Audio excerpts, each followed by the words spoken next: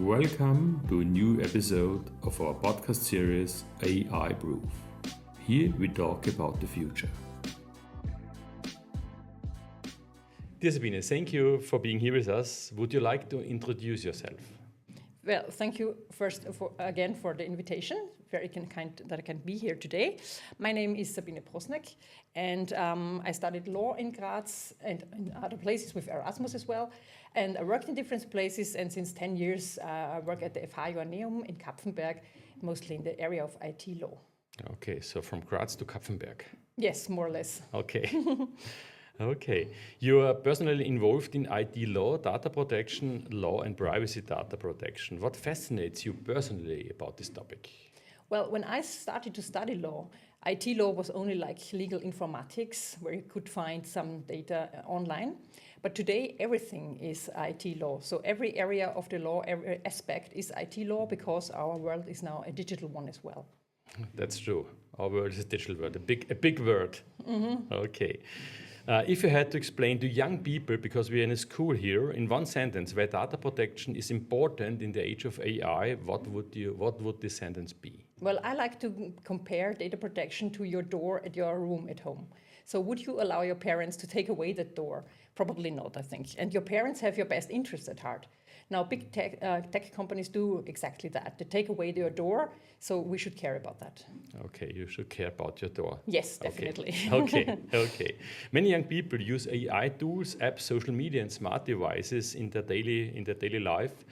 At what point does practically actually become problematic?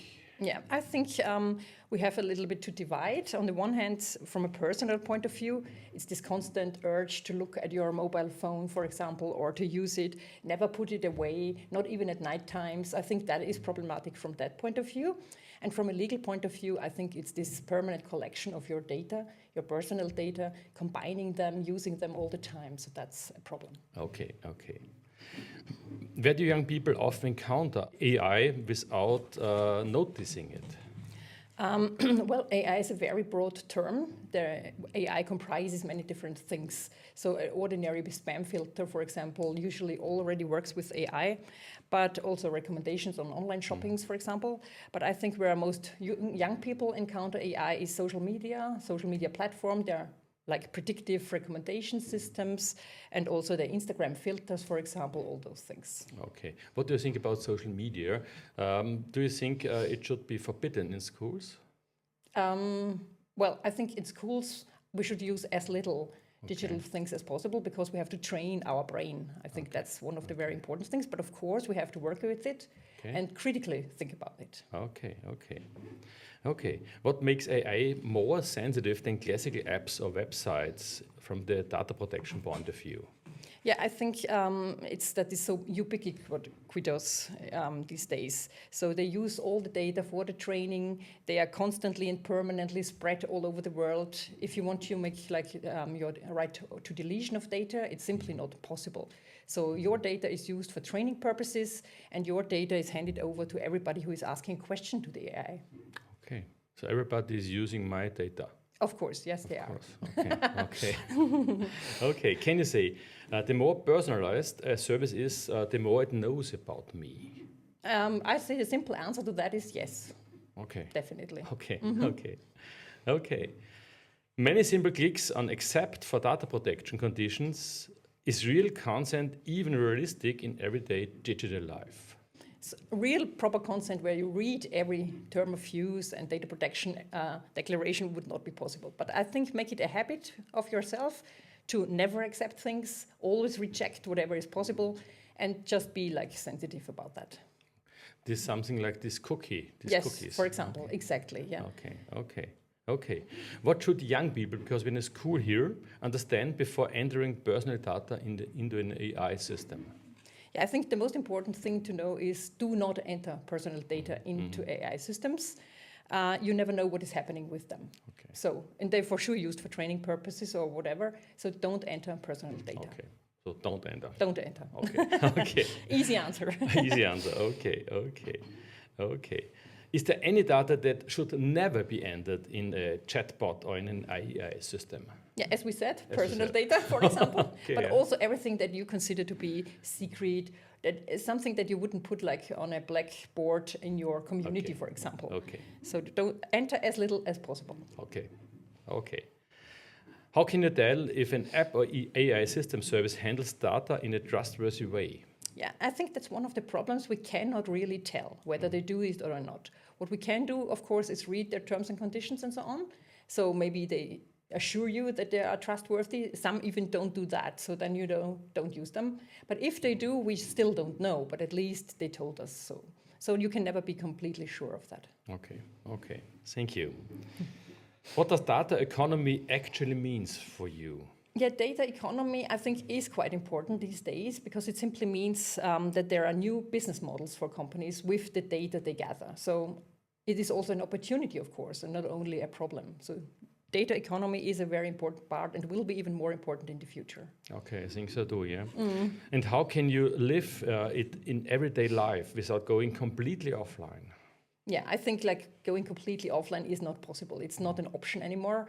But at least we should try to see things critically, to at least have both ways open for those people who want to use both ways, and not use big tech companies where possible. So just look for alternatives. There are alternatives, and we want to promote our European companies. So that's look for small European companies that you can trust. There are alternatives in small European companies, Yeah, for example? and not only European, but also in the open source community, for example. Like you could use Linux instead of Microsoft. Okay. And so I think we have to change our systems a little bit. Okay, okay. Okay, now let's come to the risk, rights and responsibilities. What specific risks arise when AI systems are trained or fed with personal data? Yeah, that's what we already discussed a little bit, that AI is like a black box and you don't really know. First of all, you know that they use your data for training purposes, but you don't know when they are giving your data as an answer. So you don't know what is happening with your personal data anymore. Okay.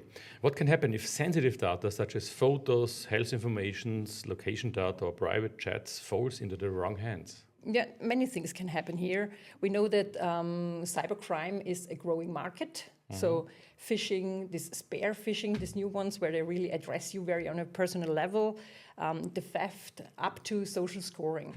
So many things can happen, actually, things that we don't really want to happen. Yes, I had a very interesting example. Teachers in my school got a mail under my name where they should send a big amount of money to a specific address. To your... To your, no, not to mine. But that's a good idea. And it was such a thing, I think. Yeah, the exactly. cybercrime, Or they, like with spear phishing, they collect data from you, they know something about you, and then they write to you, like, act quite quickly, it's urgent, we need some money, and then people are like scared, and they think that must be right, because there are so many things that just I know, but it's not, it's just AI. Okay. What rights do people in Austria and the EU have when it comes to their personal data? Yeah, the rights are written down in the GDPR mostly, so the General Data Protection Regulation of the European Union. I think it's a great piece of legislation, actually. And it gives you the right, like, for information, what happens with my data, request for your data, what companies does with your data, the right to complain, for example, so to the company or to a data protection authority. In Austria, we have this data protection authority where you can complain. Yes, of course. Yes. It's the Datenschutzbehörde in Austria. So in Vienna, it's based, and you can always turn to them with anything. And they also have a very good website. So you can go there, you find all the information, and you can also take the newsletter from them. So then you will be quarterly informed about like newest decisions or trends and developments of data protection issues. Okay. Now let's come back to the young people, because we're in a school and we are making this podcast also for young people. What can young people do if they notice the false, embarrassing or unwanted information about me is stored online or in a system? Yeah, I think the first step you always have to take is turn to the respective company. Usually they have pages where you can complain or file a complaint or whatever, so go to this company. If they don't answer in a within a month or something like that, then go to the Data Protection Authority, the Datenschutzbehörde, and file a complaint there. This is also very useful, and they will handle that very well. And should you even have some kind of damage or something, you can always turn to a lawyer, to an advocate, and then file a suit in court. Okay. Okay. So all the ways are open to you. Okay. Okay. What role do people working with young people play in raising young people awareness of privacy and AI? Well, normally I would say that people working with young people should act as a role model, show them how things work. But the problem is, since AI is so new, and even to us, so even we don't know how to handle it properly. So I'm not too sure about that. But I think raising awareness and stay critical would be one of the things I would recommend. Okay. So be a role model for the young people. Yeah, if possible. Okay. If possible. Okay. Okay. Okay. What 3 simple privacy habits would you recommend to young people right away? Yeah, first of all, as I told you, don't use the big tech companies, or not too much. You have to think every minute you spend there, like on social media or somewhere else, it's money to those companies. It's as simple as that. Use information like safer internet and so on, where you can really enhance your privacy protection, like on your mobile devices, as much as possible, as far as possible. That's what I would recommend. Okay. Okay. Okay. How can you talk to young people about data protection without being instructive or frightening? That's my main aim, to be instructive and frightening. No, I'm just joking, of course. Well, instructive, I think we have to be instructive. Because if I work with data protection issues, I hopefully can tell people something about it. And frightening, I don't want to frighten anyone, but as I told you, the cybercrime business is a growing business, and it's not just some person with a hoodie in a cellar hacking your data. It's big companies where people in suits go and work there. So this is frightening per se, I think so. Okay, okay. Yeah, being in school and teachers don't want to be instructive. That's our problem, yeah. Okay. How do you strike a balance between openness to new technologies and healthy skepticism? I think this is quite a personal issue, really. So it's your appetite for risk that you have to balance a little bit. The risk to give your data, also your knowledge, maybe to lose your knowledge if you only use AI in the future, and your skepticism. Okay, okay, thank you. What would you like to see from schools, from our side, youth work and universities where you're working, in dealing with AI competencies and data protection education? Yeah, generally speaking, I would like to see more. Yeah, okay. I think this is something that is lagging a little bit behind, also at universities, I think. So we really have to change our curricula. I think we have to go in the primary schools, in the secondary schools, and also in the higher education system. Yeah, for example, yeah. Okay, okay. So we have to train the teachers also. To train the teachers, train the parents, probably. Okay, yeah. And maybe like Australia did it, keep young people away from smartphone for up to a certain age would be a possibility. But I don't know if this is really the solution. Yeah. But at least train everybody, and just tell them what's going on. Okay, okay. Okay, let's come to the conclusion. If young people were to take away only one thing after this podcast episode, what would it be? Hopefully it would be like awareness, being aware of the subjects, and hopefully they are interested in finding out more. I think that's a very big thing, finding out more. Yeah, exactly. We're at the beginning of this age of AI, I think. Yeah, we are. Just on the start. It's now possible really to get into it, to know about it, and then to use it sensible way. Yeah.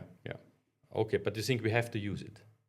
More or less, I think there will be way out in the future, but in a good way, and not like now there is this hype where they think I can do everything. It can't, and that's something we simply have to know. Okay. Oh, let's look 5 years into the future. Will we have learned better to protect our privacy, or will it be more difficult? Yeah, now I should turn to a witch, which I am. No, no, I can't tell the future, of course. But I hope, it will be better. But it depends really on the choices that we take now, because as I told you, it's now growing, and now what we do now will change the future. Yeah. That's why it's so important to raise awareness and to stay focused. So you can see in the future? No, unfortunately. Oh, okay. Despite all risks, what gives you hope when it comes to AI and data protection?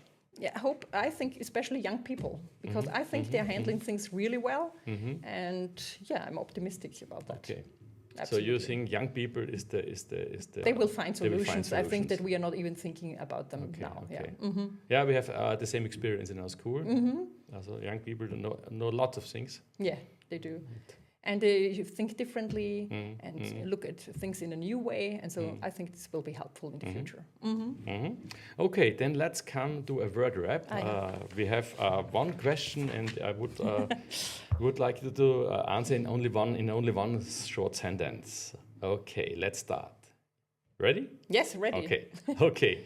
AI in one word. Yeah, one word, but I choose learning from and with data. Okay. Yeah. Okay, thank you. For you, data protection is a protective shield, a rule of the game, or a fundamental right? I think it's all the three of them, but maybe I go with protective shield. Protective shield, okay. Yeah. Oh, next question. A digital mistake that many make. Yeah, I think the biggest mistake is the laziness, not to care about things, to click quickly through things without really thinking about it. Okay. And the last question, privacy on the internet, luxury or fundamental right? I think privacy is a very important fundamental right. Okay. A very good word at the end. Sabine, thank you very much. Thank you very much for being here with us. Thanks for the invitation again. A very interesting podcast with you, and hopefully. And have a nice summer. And you too as well. Thank you. Thank you very much. Bye Thank you. then. Thanks. Bye.